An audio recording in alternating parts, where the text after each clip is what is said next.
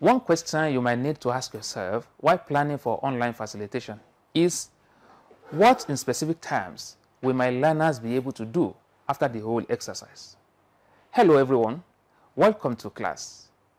You have earlier been introduced to the overview of online facilitation and how online facilitation has come as a positive response to bridge the instructional gaps within the open and distance learning setting.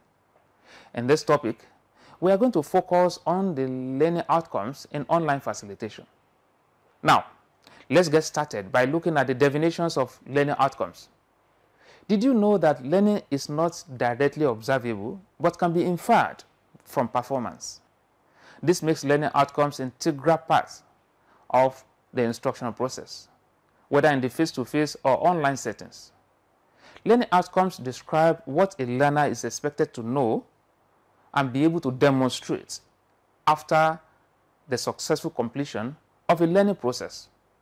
So, in this context, learning outcomes are the expected skills and knowledge that learners are expected to acquire after a successful participation in the online facilitation process.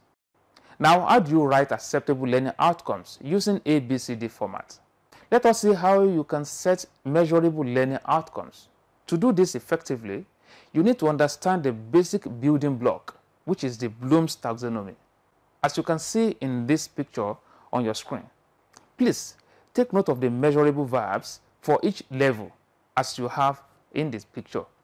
So as you can see, you have 6 categories: remembering, understanding, applying, analyzing, evaluating, and creating. These are the 6 levels. And you can see that the verbs that are used to describe all these levels are measurable verbs. So you don't tell your student that they will be able to know or they will be able to understand.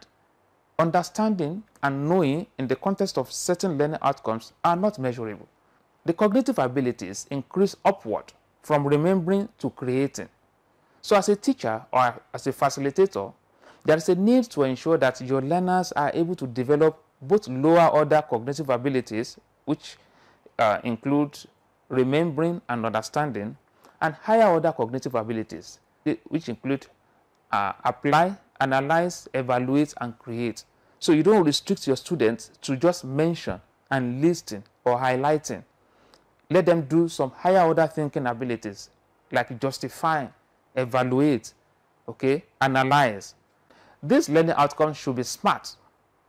This implies that the learning outcomes should be specific, measurable, attainable, they should be relevant, and time-bound. These are the attributes of learning outcomes. However, the ABCD format is quite important in providing guidance for writing learning outcomes.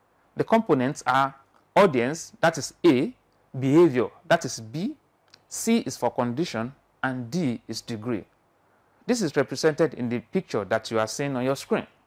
And as you can see, you have different examples. Like the first example you have, by the end of this live session, that is, you are doing the live session, you, that is the audience, that is A, will be able to demonstrate, and that demonstration is the behavior. 4 steps, that is the degree, which is D, of installing software on the computer, that is the condition. You can see the A, B, C, D are all present here.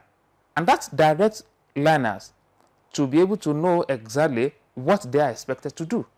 Now consider the second example, where we have, by the end of this discussion forum, that is, you are setting this learning outcome for discussion forum. You, that is the audience, will be able to explain. That explain is the behavior. 3 elements of multimedia. That's 3 elements you are specifying, and that is the degree. To engage learners in the classroom. So you are not doing this in the laboratory, not in the library, but in the classroom. That is the condition.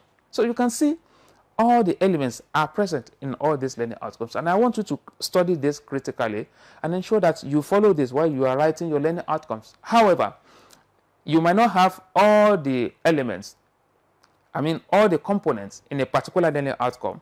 But what we are saying is that before you write 3-4 learning outcomes for a particular unit, you should be able to cover all, you should be able to have all the components, ABCD components in the learning outcomes.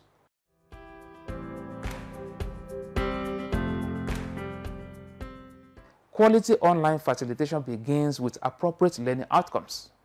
Therefore, I would like you to begin to think about how you will make your next facilitation effective by setting smart learning outcomes using ABCD format. Thank you for watching. See you next time.